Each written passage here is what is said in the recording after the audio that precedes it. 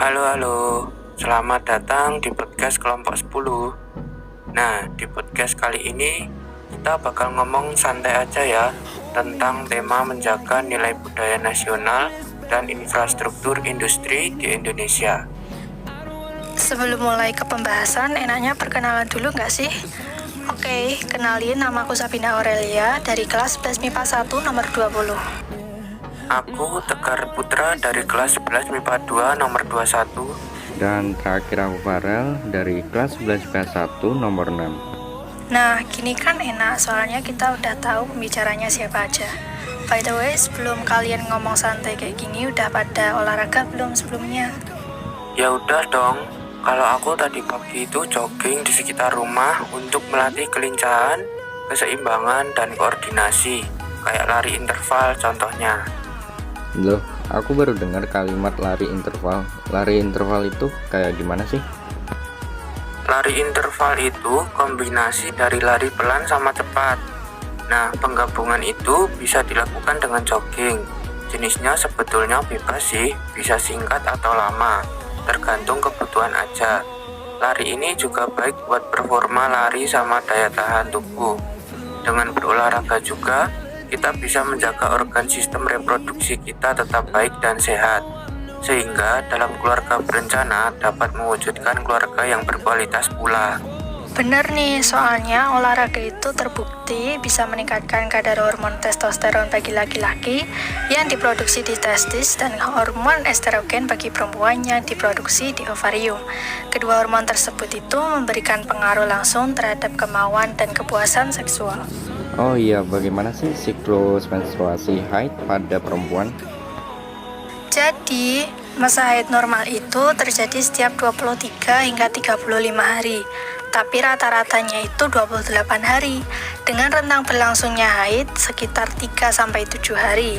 Siklus haid ini akan berlangsung hingga perempuan memasuki usia menopause, yaitu masa ketika tubuh tidak memproduksi sel telur lagi. Oh iya, aku pernah baca di internet kalau dalam keluarga berencana ada kaitannya dengan ASI, tapi aku nggak baca secara keseluruhan. Nah, mungkin boleh dijelasin sedikit tentang kedua kaitan tersebut. Ya, benar itu ada kaitannya. Jadi, menyusui dapat menjadi KB alami karena saat ibu menyusui, kadar prolaktin pada ibu akan semakin meningkat. Tingginya hormon prolaktin inilah yang akan menekan ovulasi pada wanita dan membantu mencegah kehamilan. Dan hal itu juga yang menjadi alasan mengapa kebanyakan ibu menyusui tidak menstruasi atau haid. Tapi berbeda halnya kalau ini pemberian ASI eksklusif dalam KB dengan tujuan untuk meningkatkan mutu SDM. Gimana ya itu? Jadi, ASI ini merupakan sumber asupan nutrisi yang penting bagi bayi.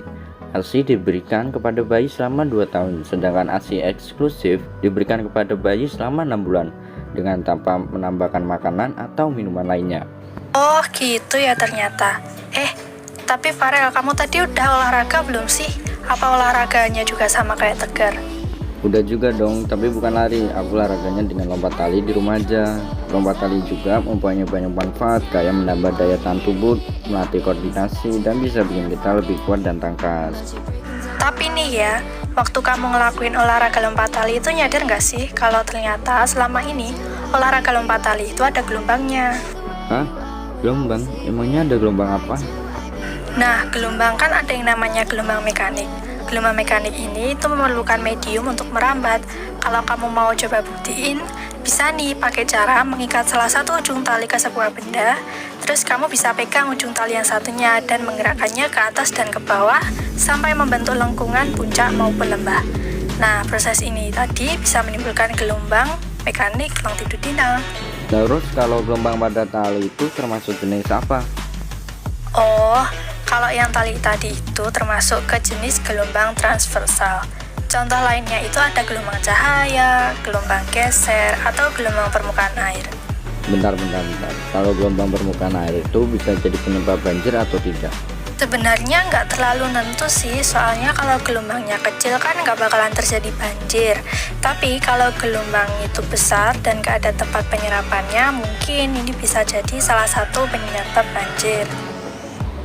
Berarti di Indonesia itu selain banyak budaya, penduduk, dan pulau, banyak juga ya bencana yang berkaitan dengan hidrometeorologi, seperti banjir contohnya.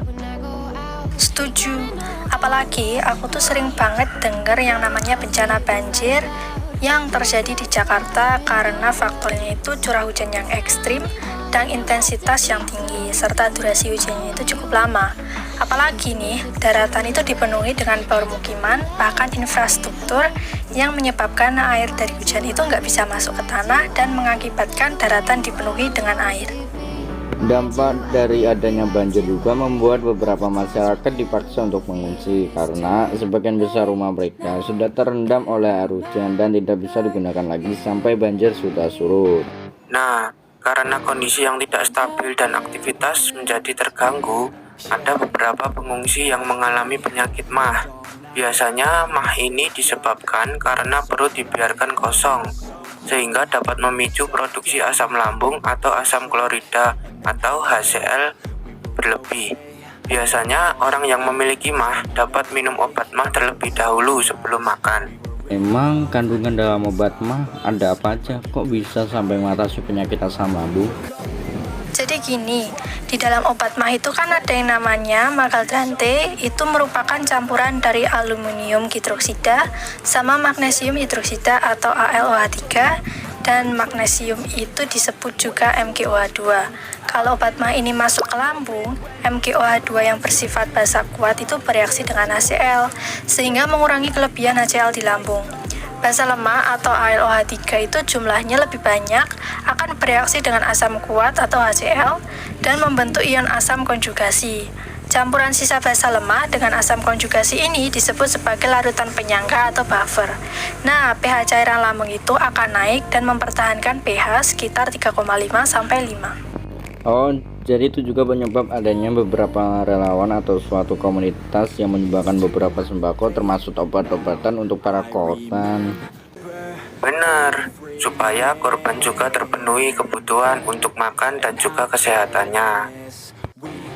Tapi kalian juga memperhatiin nggak sih kalau sekarang ini tuh budaya Indonesia makin lama jadi hilang karena nggak ada yang melestarikan dan hanya dibiarkan saja. Ya, aku nyadar mau melestarikan tapi bingung caranya kayak gimana. Ada saran nggak kira-kira apa yang bisa dilakukan generasi muda buat melestarikan kebudayaan bangsa? Bisa banget, budaya Indonesia kan ada berbagai macam nih, salah satunya tentang batik. Kamu bisa tuh buat kreasi kecil dari batik. Kece nih, kamu punya contoh pembuatannya nggak? Yang gampang aja, tapi jangan susah-susah. Aku ada nih, teks tentang how to make batik bag. Aku bacain ya. Materials, batik fabric, yarn, cotton fabric, zipper, flannel. What about the start? First, cut the patchwork according to the shape of the bag you want. Then, cut the cotton too. You can combine patchwork with cotton fabric by sewing, so that the fabric feels stiffer. Also, add decoration using flannel to make it more interesting and unique. Finally, sew the fabric to form a bag and don't forget to sew the rope. The bag made of batik fabric is ready to use. Kece nih, kita jadi punya tas baru sekalian mengenalkan budaya khas Indonesia yang beragam, salah satunya yaitu batik. Selain budayanya yang cukup banyak dan beragam, ternyata di negara kita tuh sebenarnya banyak banget kekerasan yang terjadi. Contohnya belakangan ini sering terjadi, seperti orang tua yang menyiksa, menganiaya, bahkan membunuh anaknya sendiri. Masyarakat yang main hakim sendiri pada pencuri. Masyarakat merusak fasilitas umum karena kecewa dengan kebijakan pemerintah, dan masih banyak lagi. Menurutku perlakuan itu sangat tidak terpuji dan tidak manusiawi. Begitu juga dengan sikap gereja yang menolak keras tiap tindakan kekerasan yang merendahkan martabat manusia. Yesus adalah tokoh teladan yang sempurna yang mengajarkan dan mempraktikkan dalam hidupnya dengan budaya kasih. Iya sih, sekalipun itu orang jahat, tetapi kita harus menghargai haknya sebagai makhluk hidup, karena semua orang pasti memiliki hak asasi manusia. Hak asasi manusia, HAM, adalah hak dasar atau hak pokok milik manusia sejak lahir. sebagai anugerah dari Tuhan Yang Maha Esa dan hak itu tidak dapat dicabut oleh siapapun. Hampir sama seperti pada masa penjajahan Belanda, Indonesia itu mengalami penderitaan. Tapi kalau dulu masyarakat Indonesia dipekerja paksakan oleh Belanda, sehingga banyak korban jiwa yang ditimbulkan. Yang memperparah keadaan itu, Indonesia banyak meninggalkan infrastruktur atau pembangunan yang dinikmati oleh para penjajah dalam mengeksploitasi kekayaan alam dan manusia di Indonesia. Dalam sejarah kekelaman itu, kita sebagai generasi muda bisa nih melestarikan budaya dan menjaga peninggalan bersejarah. Dalam sejarah tersebut kita dapat belajar betapa perjuangannya para pejuang-pejuang pada masa lalu. Kita juga bisa mencontoh dan menerapkannya di kehidupan nyata seperti kita yang dilanda bencana COVID-19 yang harus hidup dalam ketekanan dan melawan COVID-19 dengan cara mematuhi protokol kesehatan dan menjaga jarak agar mencegah terjadinya hal-hal buruk yang tidak kita inginkan. Agar kita bangkit dari keterpurukan ini, kita bisa membuka lapangan pekerjaan juga, di mana lapangan pekerjaan ini sangatlah mudah untuk dilakukan oleh masyarakat. Contohnya, kita membuat sebuah karya atau suatu barang dari bahan bekas. Sekarang ini yang banyak diminati ada kegunaan dan fungsinya, seperti membuat tas belanja dari plastik, pot bunga dari botol bekas, kotak tisu dari kardus bekas, atau hal-hal yang lain yang bisa diolah kembali.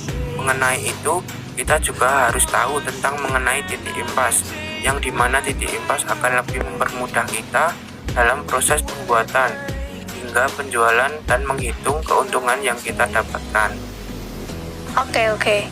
Ini udah buat produk dan titik impasnya. Nah, sekarang nih, gimana ya cara mempromosikannya? Wah iya tuh, kalau membuat suatu produk kita juga jangan sampai lupa bagaimana cara mempromosikannya. Kira-kira mempromosikannya banyak dilihat dan dinikmati oleh banyak orang seperti apa ya?